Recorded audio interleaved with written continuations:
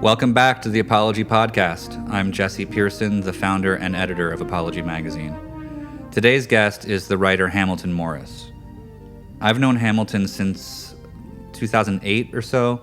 That was when I was still the editor of Vice Magazine, and a guy named Jeff Kling, who worked in another department at the company, told me about this brilliant kid he knew who was the filmmaker Errol Morris's son. And I guess Jeff knew him because he was an ad guy and he hired Errol Morris to direct, I think, some iPod commercials. And then Hamilton starred in one of those. So Jeff met him way back then when he was really young and just thought he was a smart kid and kind of kept in touch with him. And Jeff knew that I was always looking for young writers, so he introduced us. Hamilton hadn't actually been published anywhere yet. He was still a college kid at the time, I believe. I think he was a chemistry major. He already had a really deep interest in psychedelic drugs back then. So I got in touch with Hamilton, we met up, and I was impressed with him. He seemed collected and subdued and intelligent in a way that people his age generally aren't. The first story Hamilton wrote for me was a roundup of various lesser-known trippy chemical compounds. Looking back now, I really feel like the whole moment we're still living in which we see so many people turning on to these drugs and becoming like amateur psychedelic adventurers, can be traced back in large part to Hamilton's articles in Vice and his work as a journalist and his investigative documentary video series that we started to produce. And then after I left Vice in 2010, that became a television series that also starred Hamilton. Anyway, I'm getting kind of long-winded with this one. Hamilton is one of a very small group of people from those days that I stay in touch with, and that's because of how smart he is and how surprising any conversation I have with him ends up being. He's continued to grow exponentially as a writer. He's got a book in the works, and he's a very serious and a very curious reader as well. So here we go, Hamilton Morris, Apology Podcast. So what are you reading right now?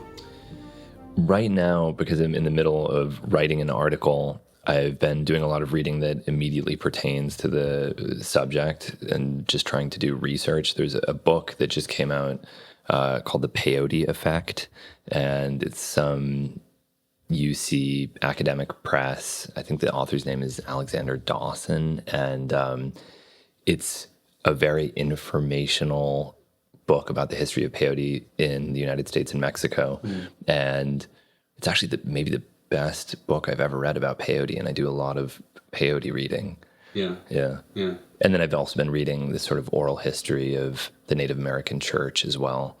Oh, wow. Yeah. What was, is that a specific church, or is this sort of spirituality in the Native American world in general? The Native American church is a specific church that was given legal exemption to use peyote in the United States. It's sort of like an umbrella organization, and then there's state Native American churches, but the Native American Church of the United States is the only way that you can legally use peyote on a federal level. So, and it was actually based on this misconception that peyote use in the United States was ancient.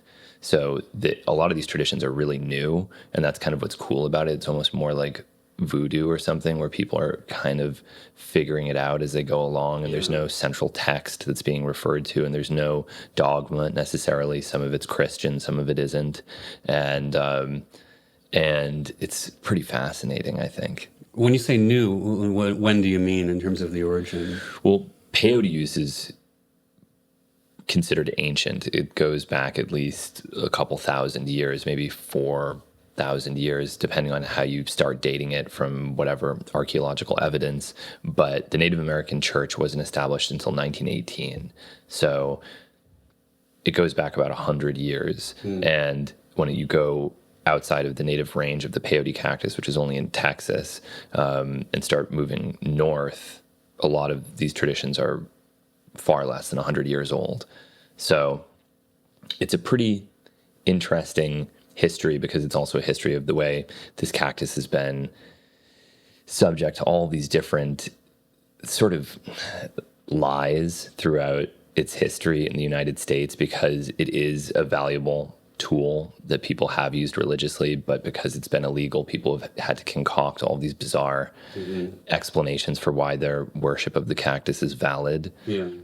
Well, do you think that, I mean, in your like personal use of peyote, or the way that you think people should ideally use peyote? Do you think that using it in a sort of more planful, I don't want to say spiritual, but a sort of purposeful way is the ideal, or can it be just purely recreational as well? I think that there's something very different about peyote relative to other psychedelics, which is that it is this absurdly slow growing cactus. And so recreational or casual use of it is sort of incompatible with the ecological status of this plant that requires 20 or 30 years to mature. And there was a time in the 60s and 70s when it was so cheap that everyone could use it that way. But now it's considered by certain measures endangered or at the very least threatened. And so it's a little bit weird. It's sort of like rhinoceros horn or something like that, where it's like if you probably shouldn't use it at all if you can avoid it. But if for some reason it's medically or religiously necessary to use something like that, you should try to make it last and make it as valuable as possible simply because it's scarce. Right. So in a way, the reverence for it is kind of built in. It's a function of hoping to preserve it and keep it going. I think it's very good that they had that reverence, because that conservation argument didn't exist when the Native American church was first coming into prominence in the United States. But now it's more important than ever, and it's a complicated history. This book, maybe from a literary perspective, isn't the most exciting thing ever published. But if you're interested at all in the history of peyote, it's the best thing ever written, probably. It's a cultural history. Yes. Yeah. I would imagine there are misconceptions or annoying sort of narratives structured around peyote from two very different sides. One would be restrictive, governmental, anti-drug kind of people, and the other might be hippies, who kind of maybe made it into something that was more culturally tied to a decadent, hedonistic, non-reverent way of treating it. Certainly, yeah. There was, and there's endless argument about what the appropriate way to do any of these things is. There's the Huichol in Mexico, and they have a very specific way of using peyote and specific traditions that predate a lot of the traditions that are seen outside of Texas in the United States. And then you have these traditions that emerged around the Rio Grande River. And then you have these new traditions, that incorporate Jesus and have sort of this pan-Indian quality where it's not necessarily tied to a certain tribe or a certain tradition, but to try to reinforce the idea of tradition and ancestors in general. But it's Native Americans who are propagating that. Yes, although, of course, white people are interested in it. Eager to jump on board. Yes. Have you done peyote in a sort of traditional setting?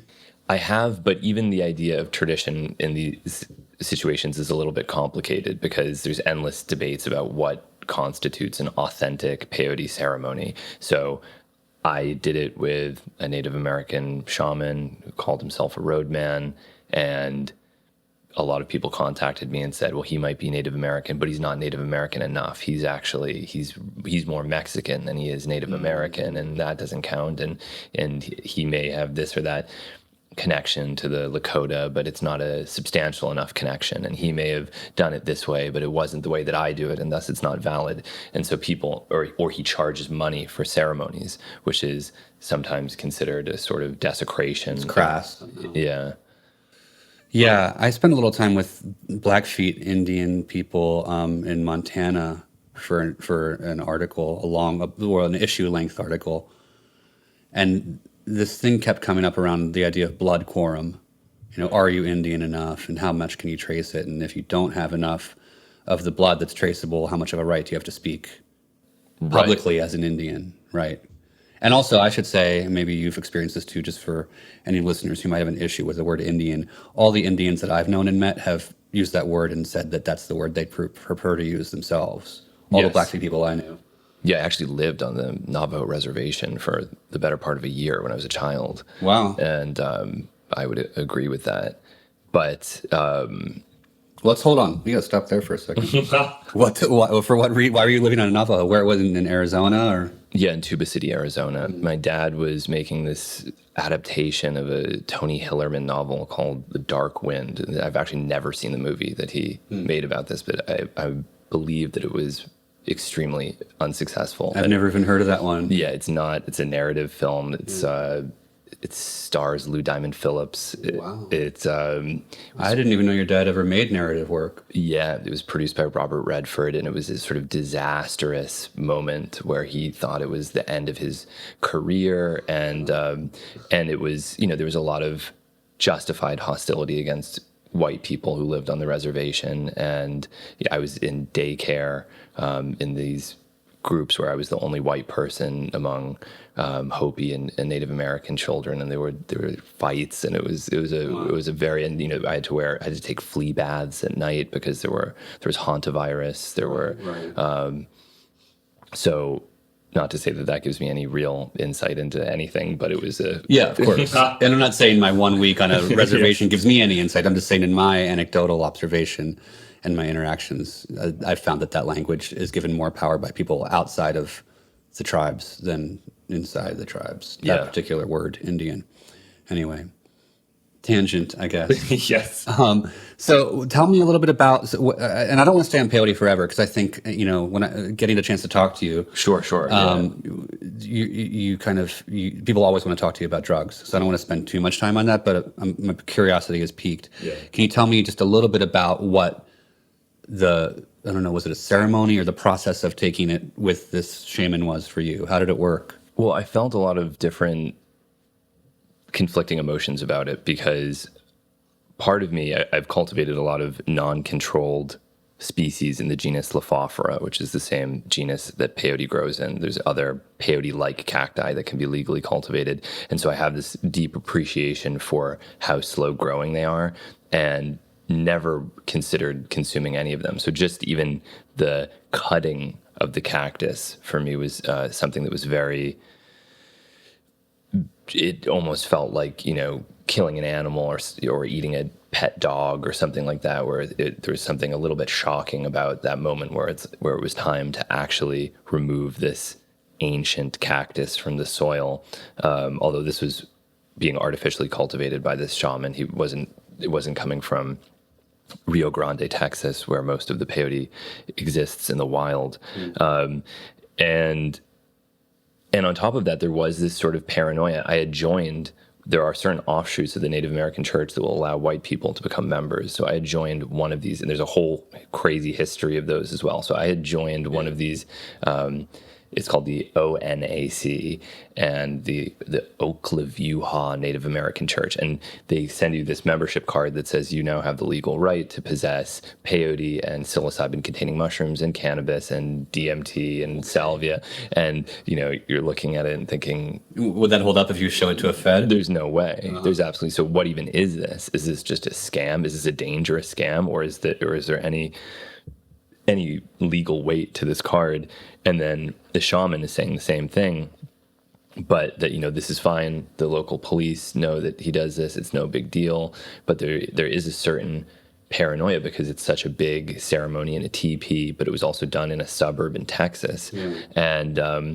And it felt like very, very dreamlike, but also there would be these moments where I'd remember I'm in a backyard in Texas in a suburb. They're neighbors. What do they think of this? Is anyone bothered by this? Is this going to just turn into some kind of catastrophic problem where in the middle of this experience, police come? And that, of course, is a real question because on the federal level, I think you do have to have at least 1/4 Native American blood to be an official member of the Native American Church, which is one of the only explicitly racist drug laws. I guess there's a lot of racist drug laws, but this is one of the only ones where they actually say there are certain drugs that are dangerous for certain races. Yeah. And if you're white, you're a different type of person, and thus this is a dangerous drug. Wow. But if you're a Native American, it's not dangerous and it's okay.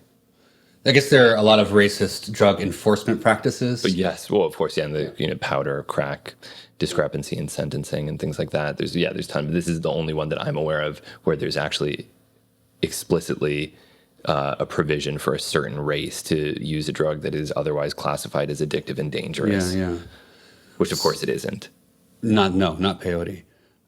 So if I'm not misunderstanding you, was it harder to let go and take the trip than it would have been if you were just doing it on your own terms? Because there's an irony to that, right? When you're with the shaman. Oh, it was much harder, and I think that's one of the major differences I've noticed in my experiences traveling around and meeting with various indigenous groups is that comfort is not valued. In casual, unstructured psychedelic drug use, comfort is totally non-objectionable to anyone. If you're thirsty, drink water. If you're tired, lay down. If you're cold, go inside. Yeah. Whereas there's an emphasis on discipline, and in some instances there's no water at all. In other instances there's sort of conservation of the water because it's sacred and it's not, and you want to appreciate it. You're supposed to sit upright, either sit in a chair, not lay down, not laugh. And yeah. No thanks. Yes. So what's the article that you're writing? Can you tell me about that? Or yeah, I can tell you a little bit about it. It's one of the most complicated projects I've ever worked on, and it's about a religion that was actually an unsanctioned offshoot of the Native American Church. So this is why I'm reading about this. This was the New York Native American Church. So a Jewish man who's a Juilliard student, played upright bass, decided that he had a religious awakening where he smoked a synthetic tryptamine called DET and thought that the DET was an alien, a living organism. And he had this realization that this isn't a psychedelic experience. This isn't a catalyst for spiritual transformation. This is a living organism. This is actually a being, and it's an alien, and it's inside me. Right. And then had this sort of secondary realization where he thought, okay, we're so alienated from our religious roots that if God came to us, we wouldn't even recognize it. We'd say it's an alien. And that wasn't an alien, that was God. That was a religious experience, and DET is the physical structure of God. So he rapidly made a number of leaps. Yes. Yeah. And this was at a time that now, the reversal of some of these prohibitions against psychedelics is all happening in a medical context. Mm-hmm. But in the 1960s, sort of ironically, because there actually was more medical research happening at that time, people like Timothy Leary totally abandoned that as a possibility. And they said there's only one way that we're going to do this, and it's going to have to be through religious freedom. It's going to have to be under the First Amendment that we're protected to use psychedelics. So he published this great little book called Start Your Own Religion that's very funny. I actually really like Timothy Leary a lot. He's become someone that people love to hate in recent years. Yeah. But I think that his writing is funny and smart and very interesting for the most part. I agree. I think he's become sort of a figurehead for something that he didn't necessarily represent, or certain elements of him were amplified over the better ones, Yeah. Yeah. So what's the book called? It's a pamphlet? Yeah, it's called Start Your Own Religion. And he's saying, if you value psychedelics, if you truly think that this is something of importance and you want to fight for this, it is your responsibility to start a religion right now. And you have to contextualize all of your use of psychedelics within, and he also uses the word cult, within your cult or your religion. Wow. And you have to live with your friends, and you have to eat communally, and you have to share your resources. And this is your new responsibility if you care about this. Wow. So it's a blueprint, basically. Yes, and and he was doing the same thing as well. He created LSD, the League for Spiritual Discovery, which was his, and then it was followed by a number of other sort of religions. And he was one of the first people to, I don't want to use the word cynically, but semi-cynically use religious freedom to try to use all drugs. I mean, he did think of it religiously, but he was caught with cannabis, and he was saying, it's a sacrament. It's a sacrament. And maybe he thought it was a sacrament. I don't know, but he was one of the first people that really made politicians afraid of the possibility that we can't just let anyone justify their use under the First Amendment. Otherwise, there'll be no end to this. Yeah. Then everything will be a religion. And this was what, mid-60s, late 60s? Late 60s. I mean, at that time in America, more so than now, I feel like trying to set up an alternate religion would have been much more frowned upon than taking the medical justification, you know? At that time. Yeah. Yeah, it's interesting, especially because he was, a psychologist. You'd think that it would have been easier for him to make that, but he was so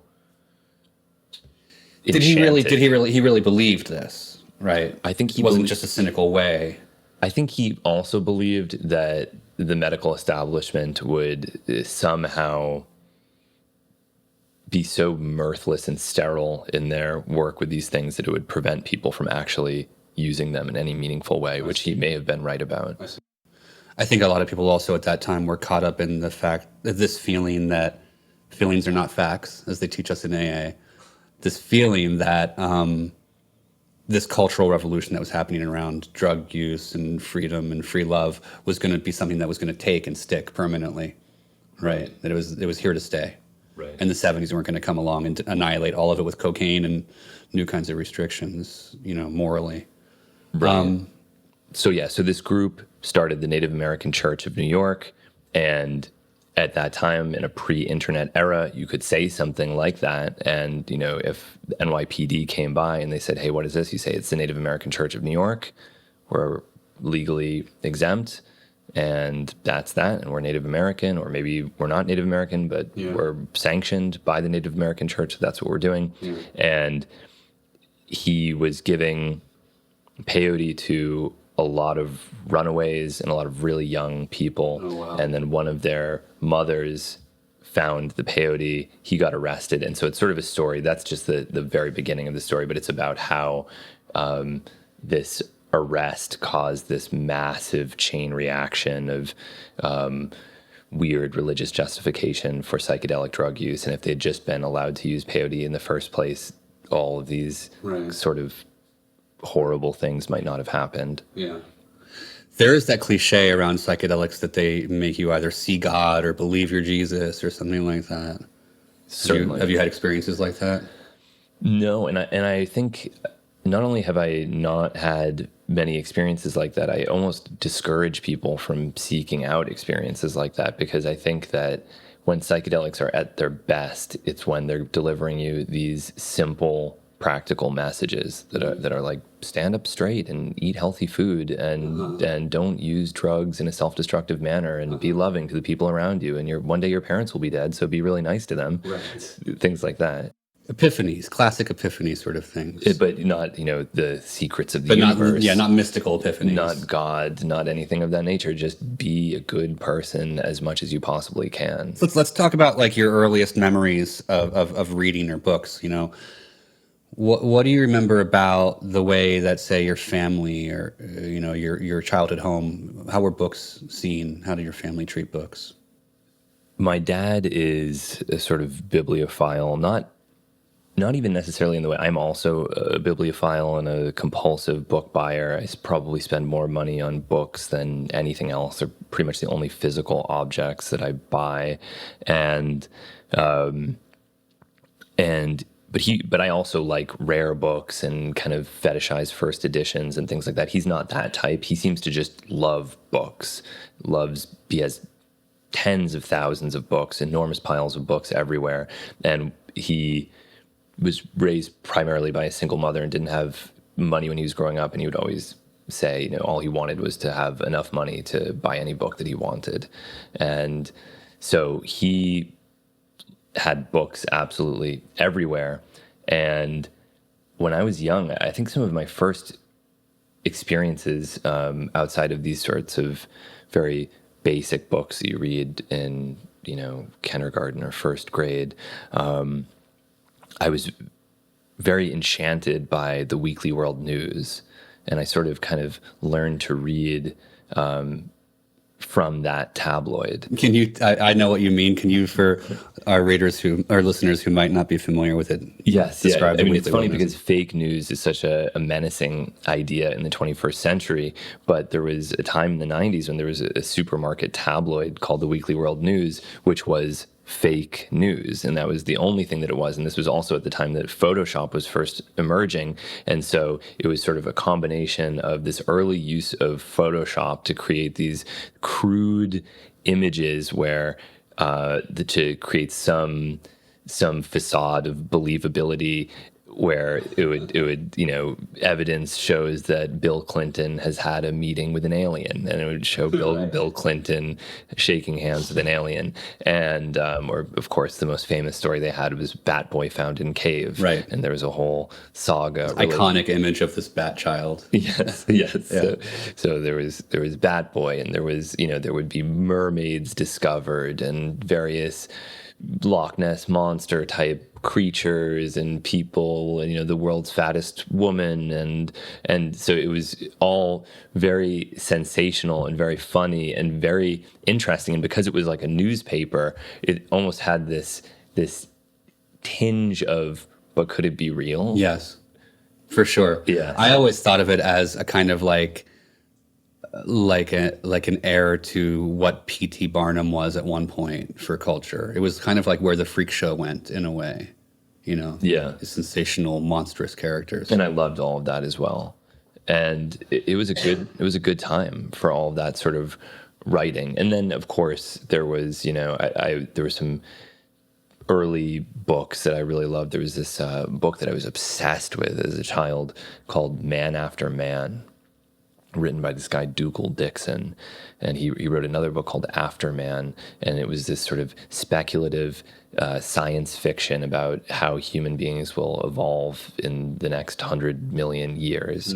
And I was just obsessed. I would draw all of the illustrations, trace them, draw them over and over again, and again, it was the same sort of idea where it had this sort of scientific element to it, because Dougal Dixon may have been a zoologist, I can't remember, and it had these specific timelines, and this is how genetic engineering is going to change the course of human evolution. And I thought, well, wasn't that interesting? So we're going to be like that. Yeah. Was there a narrative to it, or was it a speculative sort of textbook? It was, each section would say, 10,000 years hence, 100,000 years hence, 10 million years hence, and then there would be all these different stages in human evolution. We're going to turn into these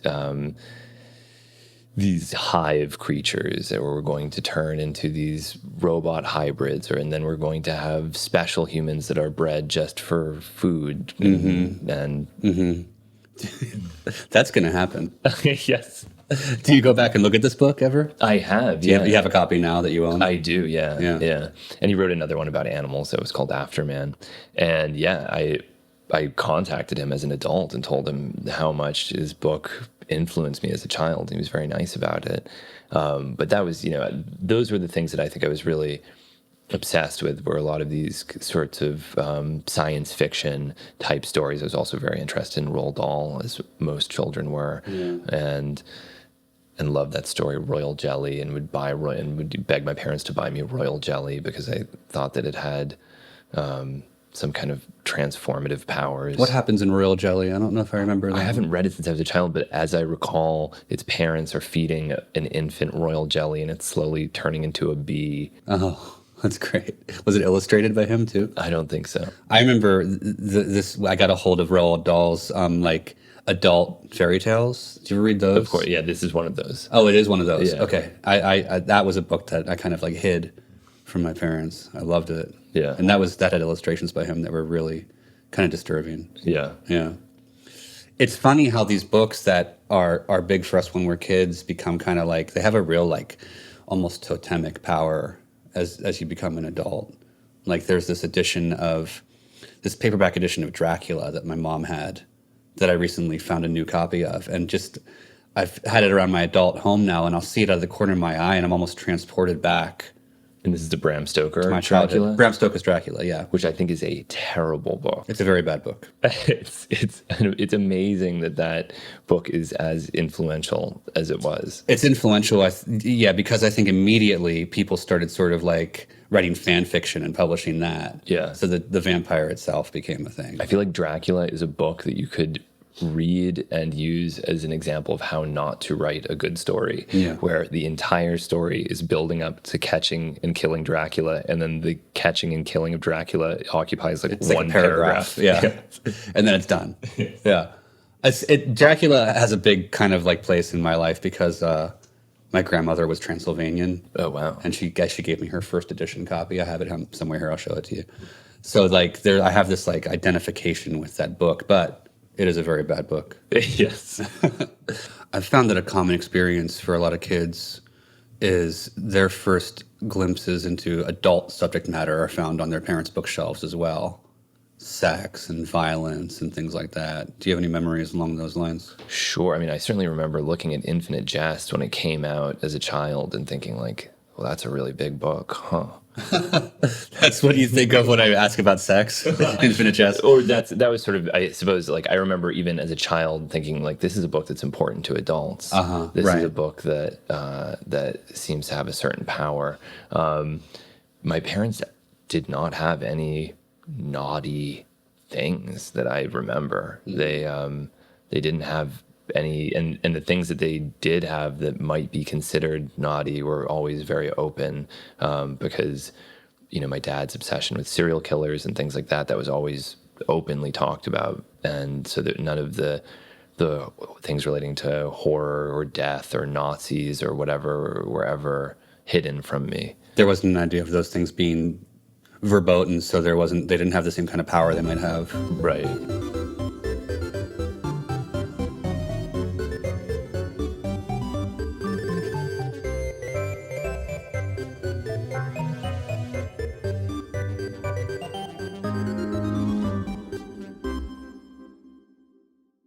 When did you finally read Infinite Jest? I've still never finished Infinite Jest. Oh, really? I've only read about half of it. Yeah. Yeah. I'm shocked. I know. It's bad. It's bad. It's partially because reading these enormous books, I read Gravity's Rainbow last summer, and it takes a long time. It does. It takes, especially if you're reading the companion book, which I like to do, and I like to feel that I'm not just reading it, I'm understanding it. So what does that mean? That means that you're reading continuously as like a full-time job for 2 weeks With or longer. deep attention. Yeah. Yeah. And what always happens to me with my many attempts to finish Infinite Jest is that I get really far or halfway or whatever, and I think this is amazing. This is one of the greatest things I've ever read, but then something happens and I think I can't. Something happens in your own life, or you hit one of those because there are passages in Infinite Jest that are notoriously So the slogs. Right. So you hit one of those and you're like, oh my God. But I, of course, found it, very exciting in terms of the drug writing and all of that. Yeah. I was lucky with Infinite Jest in that it came out when I was in college, where you have nothing but time to read. Yeah. So I read it first then. We've talked, the drug stuff in that book is interesting. We've also, I remember, had some interesting conversations years ago now about David Foster Wallace's sort of tragic relationship with antidepressants. Yes. And I can't remember exactly what your take was on that, but you had some interesting thoughts around it. Do you remember what I'm talking about? It's so hard to talk about the role of drugs in another person's suicide. And I think that everyone is always tempted to say, oh, they found this in Anthony Bourdain's blood, thus suicide. Right. They found that there was this, he was taking Chantix, or they found this person was taking Propecia for hair loss, or they were taking this, or they were taking that, and this explains it. And I don't, human psychology is so complicated that it's really hard to make those sorts of assessments. But the narrative that was being described by the people that knew him at the time of his death was that he was taking this now somewhat unusual MAOI called phenelzine. And what's an MAOI? There's an enzyme called monoamine oxidase that is used to break down a lot of molecules in the body, like serotonin and dopamine. And the idea is if you can inhibit this enzyme, then the serotonin and the dopamine in your brain will last longer. And so it will have this effect of promoting an improved mood. But the issue is that these enzymes are used to break down a lot more than neurotransmitters. They also break down certain things that you consume in your diet, like tyramine. And so if you eat certain meals that have aged cheese or things like that, you can have a hypertensive crisis. So that's what happened to David Foster Wallace. Oh, wow. He was eating, I think, at like an Indian restaurant, and there was some interaction between the meal that he had and the phenelzine, and he decided that he didn't want to take phenelzine anymore as a result of this dietary interaction. then got horrendously depressed. Then when he tried to go back on phenelzine later, it didn't work anymore. This is how I recall. Me too. Okay, so Nardil is the brand name, yes, right? Nardil is the brand name, yeah. So and he despaired because it needed some time to reach an effective dose in his body again, and it wasn't happening. That's the narrative that I've heard. yes, or that he became unresponsive to it in the second round, and I don't know. I think even there's something a little bit depressing about antidepressants, or actually very depressing about antidepressants. What do you mean? Because there's a sense that it's gotten to a point that you need help, and I don't think people like getting to that point where they have to say, "Fuck it, I'm altering my neurochemistry chronically because I can't take being conscious this way any longer." And just that admission that it's like, all right, I'm going to suffer these potential side effects. I'm going to change my neurochemistry is hard for a lot of people. They don't like making that jump. There's an idea that you're somehow going to change your essence, Oh, absolutely. lose who you are. Absolutely. Yeah. Have you ever read his story, The Depressed Person? Of course. Yeah. It's a good one. Yeah, it's great. I think it captures some of those feelings better than anything I've ever found. Yeah. What kind of a reader were you as a teenager? Then I became very interested in extremist literature of any kind. And this was when the internet existed, when I was a teenager, but not in the way that it does now.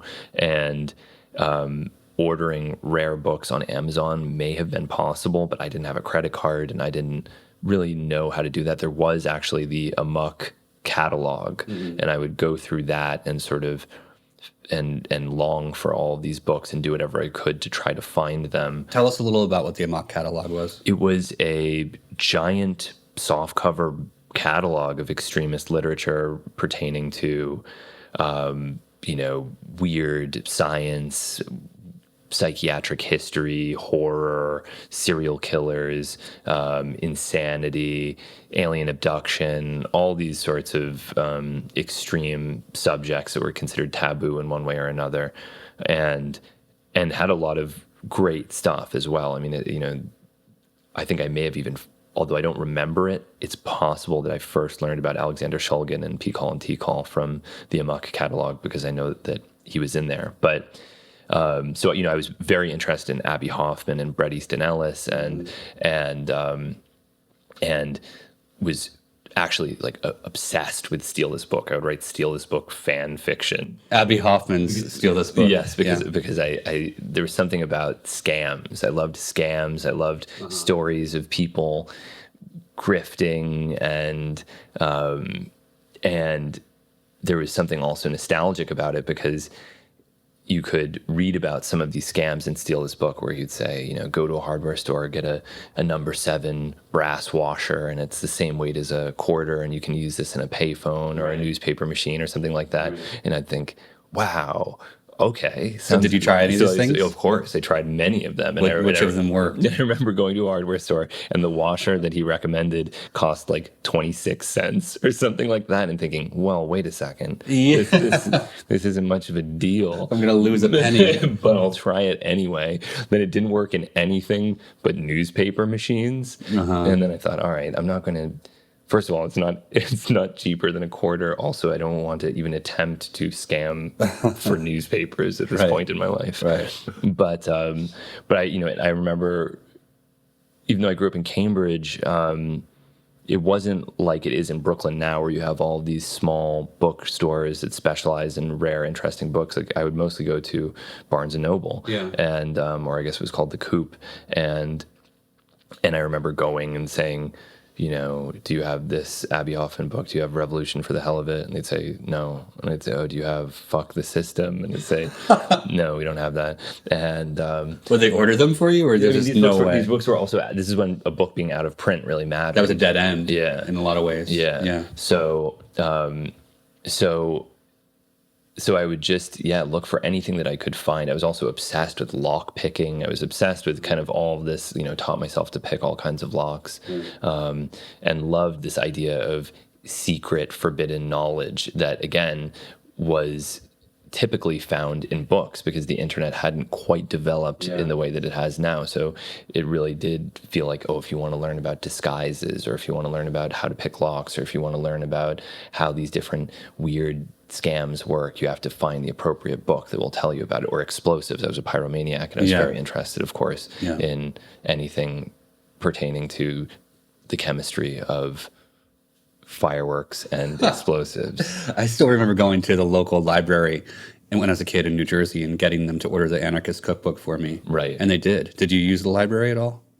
I did a little bit, and it was okay. And that, I guess when I was in high school, that was probably middle school, what I'm describing right now. I don't know if you were asking about high school. In middle school, of course, I was then a little bit more developed, and I was, reading Moby Dick and getting into H.P. Lovecraft and reading more science fiction. I suppose even from when I was a child, I was very interested in Ray Bradbury but still had this sort of extremist leaning. I have a lot of follow-ups here that I'm thinking about. One thing I want to know, first of all, is did you successfully make any bombs or bomb-like objects? I didn't, because, again, at that time, it was a weird time in history where the internet had not developed, but a lot of the older things that would have, like chemical supply catalogs. Like I remember impersonating my science teacher so that I could get a chemical supply catalog and getting it sent to my door, and then just thinking, oh, this is so hard, and you have to fill out all this paperwork. And so getting the necessary chemicals, in the 60s, you could get a lot of these things at pharmacies. That was all gone by the late 90s, early 2000s when I was growing up. So it was unobtainable, and a lot of this stuff ended up being sort of fantasy, which maybe was for the best. Possibly, yeah. Were those things disappearing from stores because of anti-terrorism efforts? Yeah, it was sort of a transitional period where I think that they had made a lot of things harder to get, and the internet hadn't come in to make it easier again. What do you think it was about you, from a psychological standpoint, that drew you to extremist literature? Probably sort of typical weirdo leanings where, I wasn't an athletic person. I was artistically oriented, and it was before high school, at least, there was no interest in, at least from women, in people that were thin, nerdy, sort of alternative people. So it's an alienating way to be this sort of nerdy, artistically oriented kind of middle school student. And then so that drew you to learn how to pick locks and blow things up. I think so, because those are the sorts of, maybe they're sources of power on some level. I was very attracted to this idea that if I were to teach myself to pick locks to a certain degree, there would be no barriers for me anywhere. And that's the symbolism, right? The obvious symbolism. Yes, yeah. I feel like it's interesting you started to bring up, Ray Bradbury and people like that, because I don't think we've ever talked about genre fiction much, you and I. We've talked more about nonfiction. Right. I guess because you've written journalism for me at different places and things like that. So is that when, in terms of your fiction leanings, is sci-fi your first love? Yes. Yeah, I do. I do, for whatever reason, like sci-fi a lot. And it's interesting because it almost is completely separate from science. There's very little sci-fi that I read that says anything of significance about science, but it just happens to be fiction that I enjoy. And there was something about Ray Bradbury specifically that made me, it was very emotional writing. There's something about Ray Bradbury that would always make me cry. Like what? Like which books?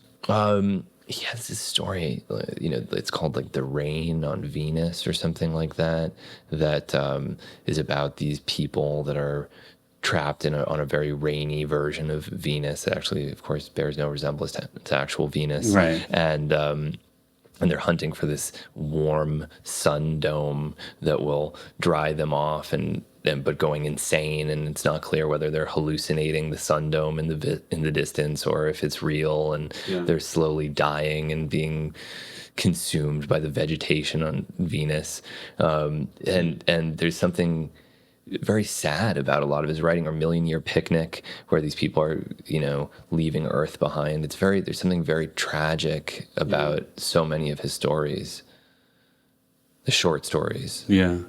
Is there something that's particularly, people know sort of the canonical Bradbury. What's something by him that's a little more obscure or lesser known that you would recommend people check out?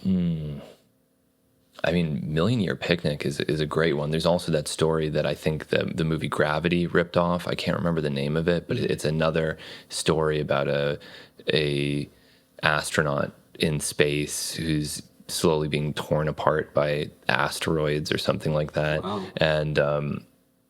And that's a beautiful story as well. Yeah. Do you read any contemporary science fiction writers? I would like to, but every time I start, I think it never engages me. Yeah. I have trouble with it too. I like some Neil Stephenson stuff. Right. I've wanted to read Snow Crash, right? Snow Crash is good. Snow Crash is dated. It's very cyberpunk. Right. I actually like I think it was his last novel, Seven Eves, which is interesting because it's about, in the first sentence of the book, the moon blows up. The moon explodes. Because of some sort of a bolide hitting it, like a piece of an asteroid or something.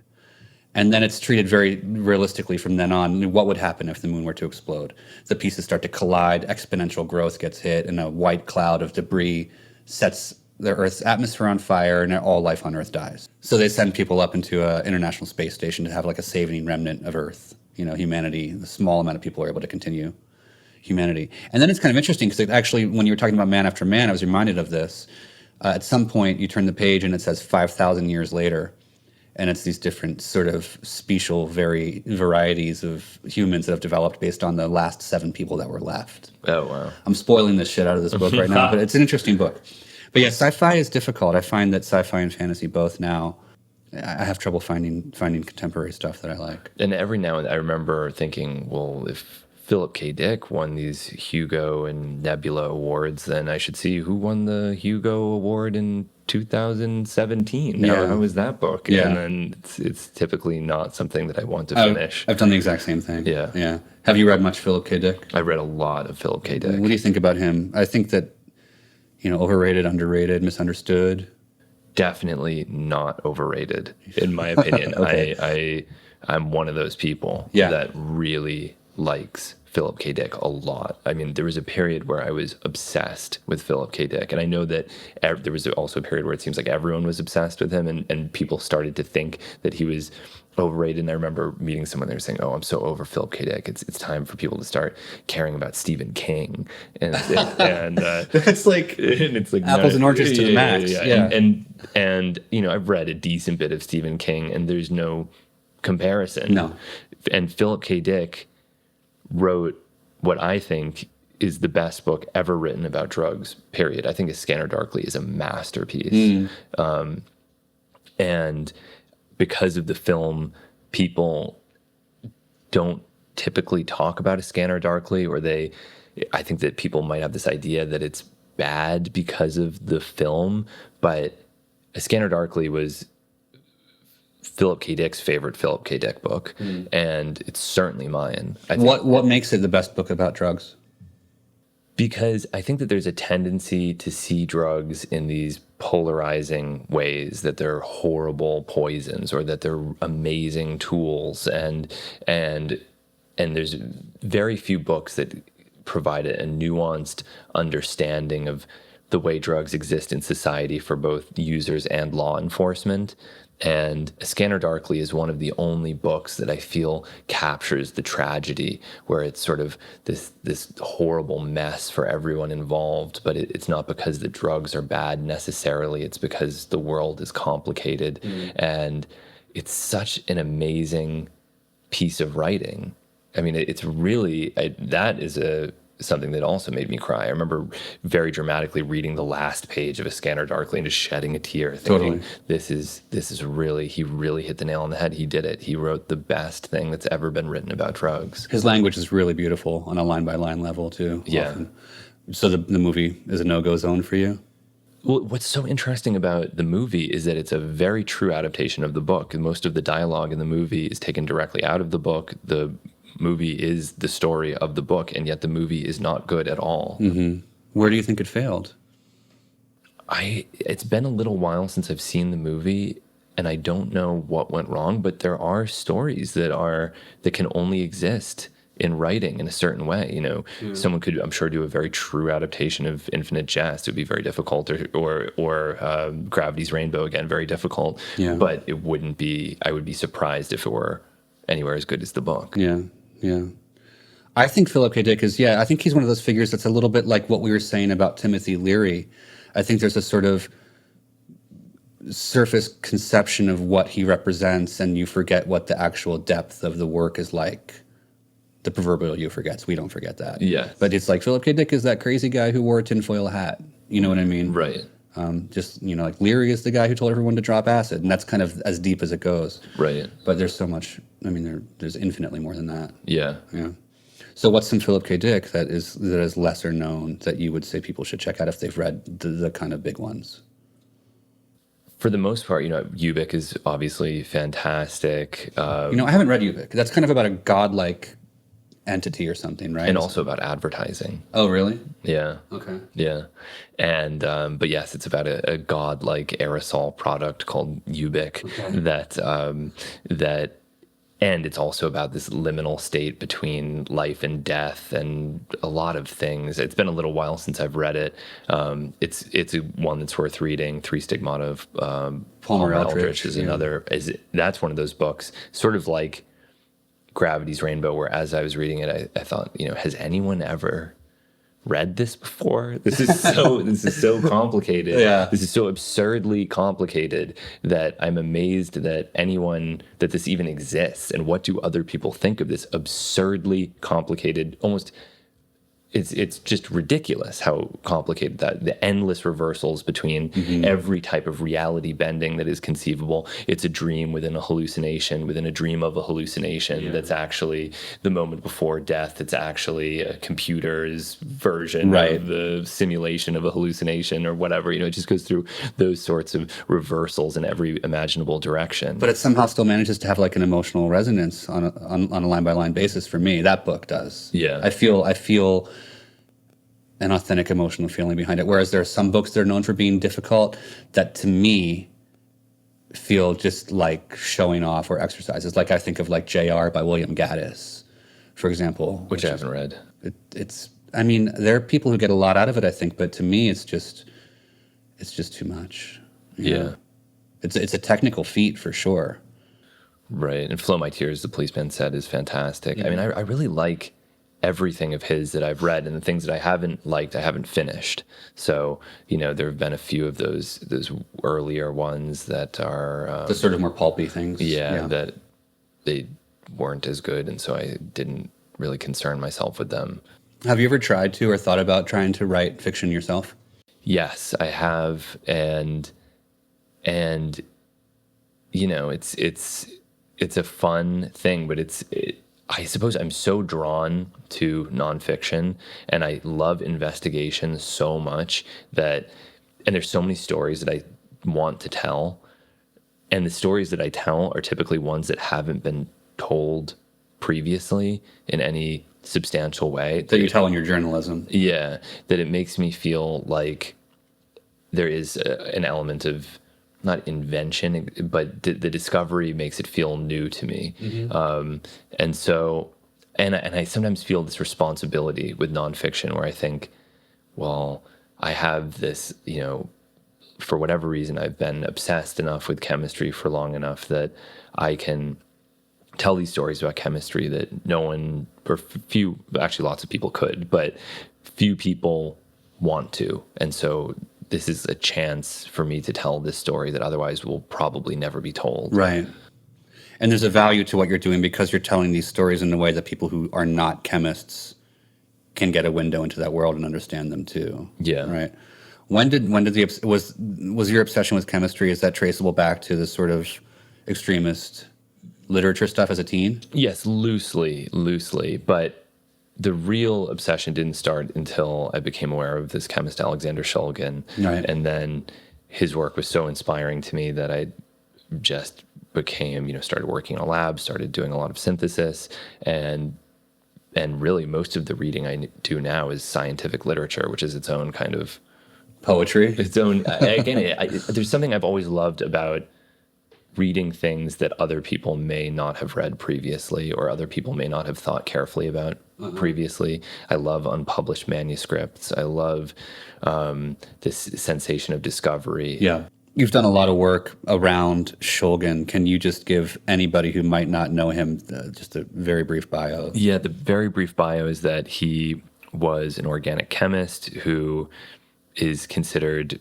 important in the history of MDMA, but really what's interesting about him is that he had a lab in his backyard, and he decided to sort of sidestep the industrial and academic world and dedicate himself to inventing new psychedelic drugs, and invented, depending on how you count it, somewhere around 100, maybe more, new psychedelic drugs, and tested them on himself along with his wife, Anne Shulgin, who's still alive, and wrote about it, and wrote beautifully about it.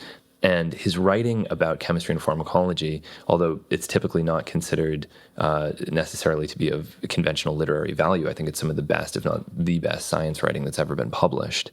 There are very few people that are capable of combining that kind of hard science and making it engaging without dumbing it down. And again, there was that feeling. It's not presented in an extremist way, but there's that feeling of, this is powerful knowledge. He may be making jokes and telling these little anecdotes, but right there at the top of the page, there's the full synthesis of the compound, and this is the information. What's a book by him that a layperson would want to pick up first? P-Call and T-Call are the two books of his that would be of interest to a casual reader. How are those spelled? Pihkal, which is an acronym for phenethylamines I have known and loved, and T-Call, which is tryptamines I have known and loved. And these are two chemical classes of psychedelics. What would you say is your favorite or the most innovative or elegant thing that he synthesized himself? Well, what he did that I really love, and I think a lot of it's been sort of one of the tasks of medicinal chemistry, is to push the boundaries and to see how far you can go with certain things. So if someone says, a 1 carbon chain does this, and you say, well, what about a 2 carbon chain? What about a 3 carbon chain? What about a 4 carbon chain? And you keep extending it. And he really pushed the boundaries in every imaginable direction. So, okay, on the periodic table, you have a column that contains oxygen and sulfur and selenium and tellurium. And so he would say, okay, you have mescaline, has 3 oxygen atoms. What if we start replacing them with sulfur? Okay, it retains activity. What if we start replacing them with selenium? No one had ever done that before. No one had ever put selenium in a psychoactive molecule, and he did it. And what did it do? It produced a new psychedelic called 2CSE. But these, they sound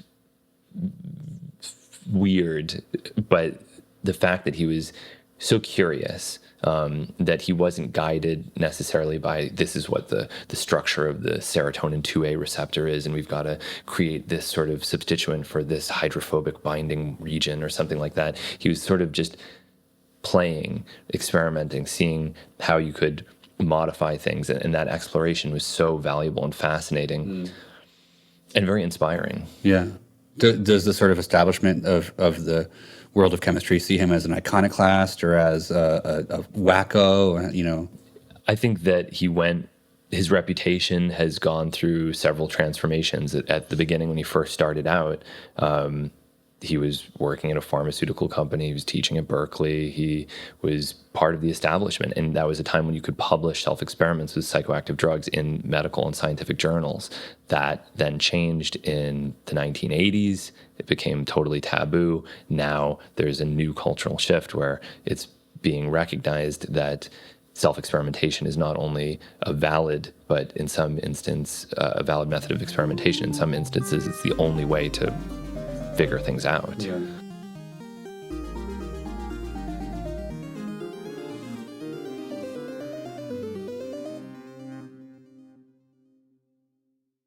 let's pick up the biography again, the linear biography, and go to college. Yeah. So you go to school, where and for what?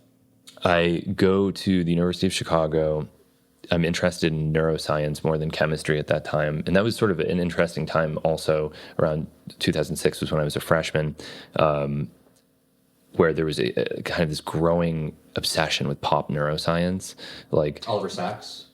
like Jonah Lehrer, I think was, I don't know if you're familiar Not with familiar. No, he's an interesting story. But I think that people had they sort of decided neuroscience explains human behavior. So if we're going to understand love and we're going to understand violence and we're going to understand decision making, forget psychology, that old pseudoscience of psychology. We need neuroscience to explain human behavior. And I was sort of caught up in that idea that, oh yeah, neuroscience, it explains everything. It will tell us why we're conscious. But of course, everyone was dramatically overestimating the explanatory value of neuroscience for psychology. They were expecting neuroscientists to do the job of psychologists. And I started to become a little bit disenchanted with neuroscience and increasingly enchanted with chemistry, both due to my obsession with Alexander Shulgin, but also I started reading Primo Levi and getting into this sort of romance associated with chemistry and its ancient alchemical history, and thinking that this is, the most beautiful of all scientific disciplines. Right. So what was your major? Well, initially it was neuroscience. Then I had my whole undergraduate existence was really bizarre, but I had a weird incident where my best friend at UChicago had a psychotic break, and I was unhappy being in Chicago in general. I'd lived in New York for a year before college and wanted to go back to New York, so I transferred to the New School. The New School didn't have an especially good science program, so I'd have to take summer classes at Harvard and take classes at Cooper Union's engineering school, and then did a self-designed major at the New School that incorporated these different science classes that I'd taken into a sort of along with anthropology, because my advisor at the New School was an anthropologist and was in the anthropology department. I see. Yeah. Can I ask you a little bit about your friend's psychotic break? Sure, yeah. What did that look like?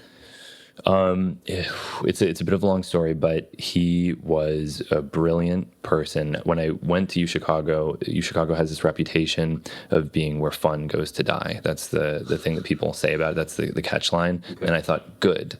I don't want fun. I want to sit in a Gothic library and read and not party. I want to just be involved in this secluded intellectual life, and I'll have an Adderall prescription and I'll have great works of literature and science, and that will enrich me. But then I got there and I was so unhappy, not with the classes, but with the people there. I felt that it wasn't a choice to be a nerd that people were making, that it was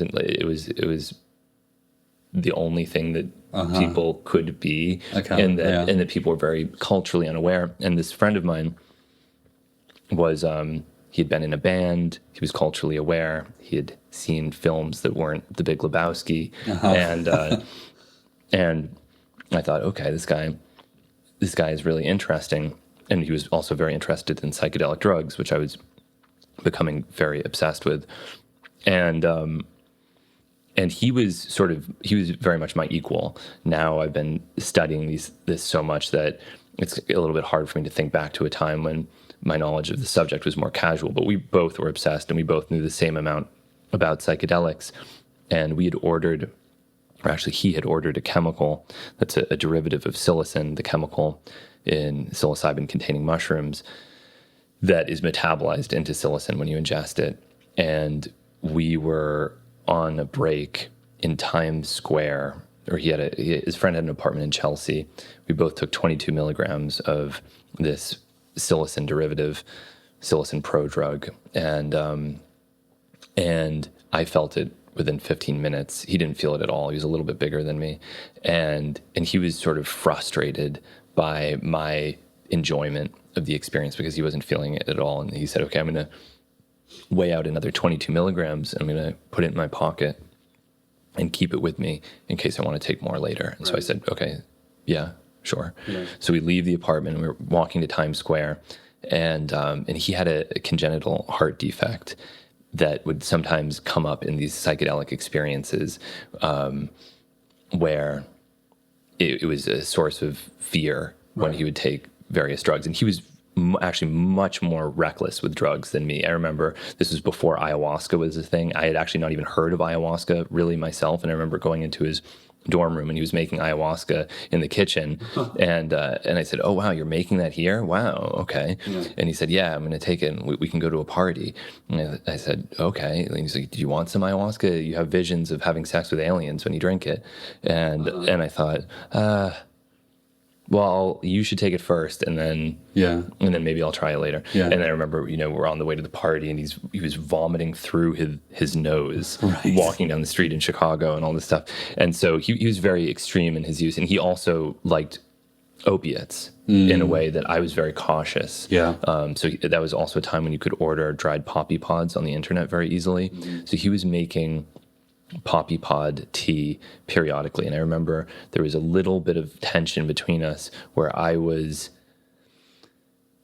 uncomfortable with his enjoyment of opiates, but it wasn't a huge source of argument between us. But anyway, so he went into an ATM booth, snorted some of this material, but actually snorted the full 22 milligrams, so had double the dose and had snorted half of it, and came out and said, "I felt a shooting pain in my heart right after snorting that."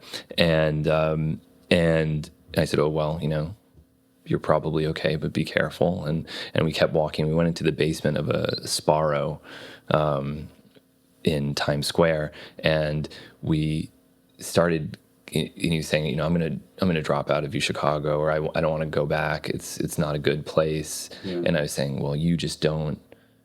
You're just a hedonist, and you're just the Pauly Shore archetype, and you just want to use opiates all day. God, that's the last thing you want to hear when you're. Yes, and he's like, well, you're just a miserable Edgar Allan Poe archetype, and you just want to be an artist who's suffering and pain. And I said, well, yeah, fine, then I am the Edgar Allan Poe archetype, and you are the Pauly Shore archetype. And then it like this argument sort of exploded, and he ran out of the Sparrow and disappeared.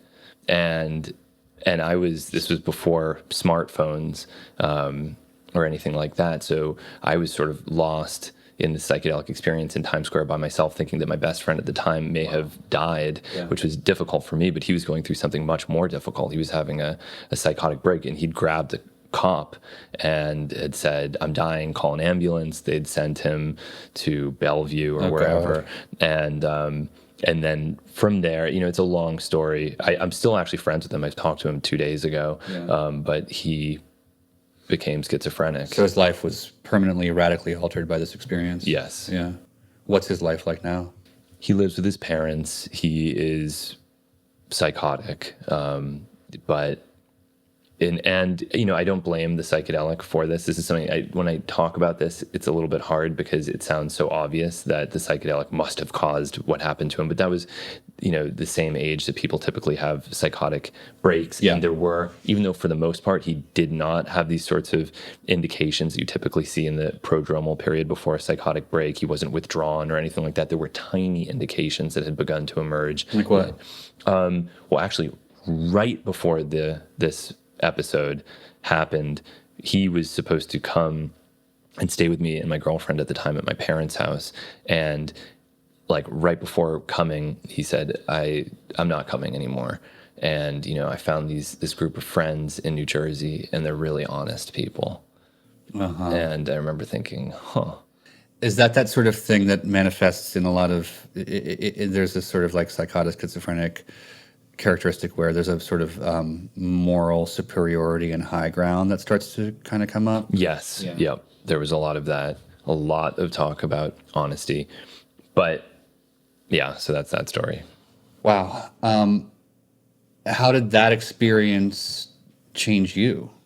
It really gave me a very intimate appreciation the power of psychedelics, and it made me think, okay, maybe every time I use a psychedelic, I'm rolling the dice with my sanity. And it took me a long time to realize that what happened to him was not necessarily a product of psychedelic drug use, but that very difficult experience served as a stressor that pushed him over an edge that he probably would have been pushed over by something else. Yeah.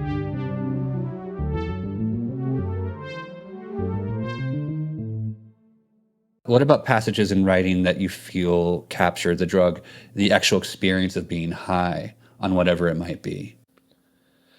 I absolutely love Naked Lunch. I think that Naked Lunch deserves every bit of credit that it is given. It is a masterpiece. I think that it is one of the greatest books ever written, period.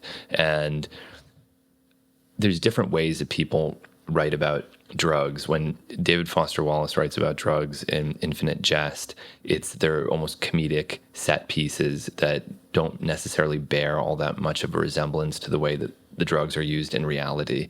And he talks about a lot of obscure drugs, and it's just name dropping the drugs. It's not about the drugs themselves. It's about the idea of this proliferation of substances that exist in our culture. Whereas when someone like William S. Burroughs writes about drugs, it's actually much more accurate. And when he talks about these obscure or imaginary substances, I mean, there's one part in Naked Lunch where he's describing this opioid that does not exist. I actually searched the medical literature for it. He describes the chemical structure of it. Oh, wow. And this is a plausible chemical structure. Yeah. It has never been synthesized. So this is a fictional derivative of morphine, but based on everything that was known at that time, it would be far more potent than heroin. So he was actually like reading the scientific literature and making these very informed guesses about fictional substances. Right. And I think that he captures a sort of mood, and it sounds like some kind of corny cliche thing to say, but there is something drug-like about the text itself. If you read it for long periods of time, it does sort of induce its own altered state of consciousness. Yeah, I agree. And I think David Foster Wallace, to go back to that for a second, was a lot more, I think the drugs become a lot more symbolic and metaphorical in a lot of that writing, but the way he wrote about recovery had a lot more emotional resonance. Those are the parts of Infinite Jest, the character of Don Gately, for example, that feel much more connected to like a felt life, like an emotional life. And he writes, I don't mean to disparage his drug writing. I think it's fantastic. Yeah. It's a bit different.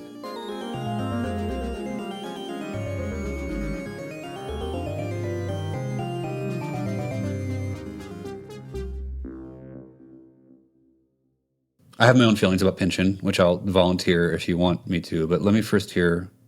I imagine you're a fan. I'm a fan. Yeah. Yeah. I think reading The Crying of Lot 49 also is one of these moments where it sort of introduced me to a different type of storytelling, and it was very exciting in terms of the style and the language. And I read Pynchon before reading much other postmodern fiction, so that was sort of my introduction to this whole world. I remember reading it on a train from Chicago to Boston and just being so blown away by it. And that's, Crying of Lot 49 is a shorter novel, but then when you read Gravity's Rainbow, you really start to understand these conspiracy theories that started to emerge, that he couldn't have been one person, that no single human being could have possibly written this text, because it requires encyclopedic knowledge of 20 or 30 completely unrelated disciplines. And I don't know enough about all of those disciplines to assess them, but in terms of chemistry and pharmacology,